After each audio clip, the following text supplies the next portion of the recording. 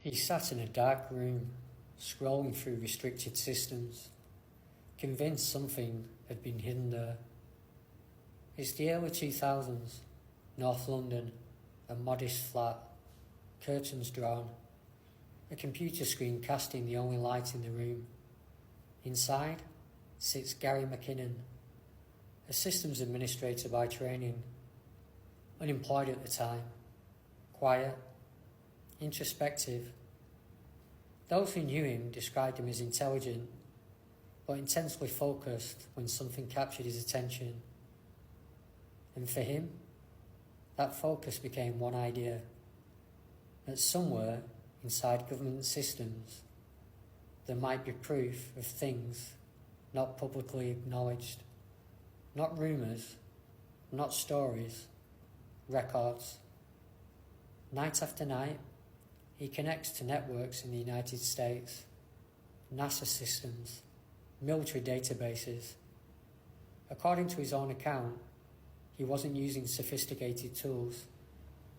He found access through weak security, default passwords, unprotected terminals, systems left open in ways they shouldn't have been. A different time in cybersecurity. And then he gets in. What follows isn't fast, it's patient. He searches directories, files, images. According to McKinnon's own statements, he believed he came across references to non-terrestrial officers, names listed under what he interpreted as naval or space-related roles. He also claims to have seen listings of ships, not typical naval vessels, but what he described as non-terrestrial craft, and then an image. He described it as a craft in space, cigar-shaped, smooth, not resembling known aircraft. He later said the image appeared detailed, clear enough to hold his attention, but before he could secure it, the connection dropped, and it was gone. He continued searching, returning again and again, trying to relocate what he believed he had seen, sometimes working on unstable connections, sometimes navigating systems that would suddenly close access. What he describes is not a single discovery, but fragments, pieces, moments of access, followed by loss. And that's where the tension sits, because everything depends on what those moments were. What is fully documented is what happened next.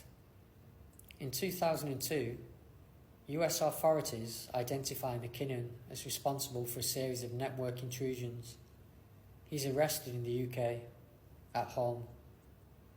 The case escalates quickly. US prosecutors describe it as one of the largest military computer hacks ever. They claim systems were disrupted, files deleted, networks temporarily compromised. McKinnon's account differs. He maintains he had no intent to damage, no intent to disrupt, only to search. What follows is not just a legal case, it becomes deeply personal. Years of legal battles begin. The United States seeks his extradition. If convicted, he faces the possibility of decades in prison. Back in the UK, public attention grows, support builds. Medical evaluations later state he has Asperger's syndrome. His legal team argues extradition would pose serious risks to his mental health. The case stretches on for nearly a decade. Appeals, court rulings, public debate, until 2012, when the UK government blocks the extradition. The case ends there.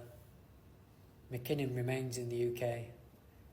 In later years, he has spoken about the experience, about the stress, the uncertainty, the long period of waiting, and still, He stands by what he believed he saw, because for him, this wasn't theory, it wasn't speculation, it was something he encountered, fragments of information, lists that didn't fit anything publicly known, references that suggested something operating beyond what he expected to find.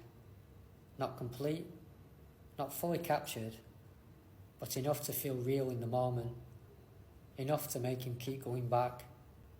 And that's where the question shifts.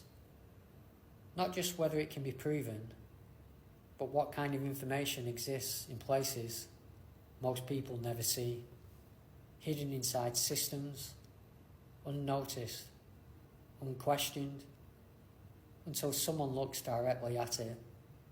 Because whatever he accessed, he wasn't supposed to be there.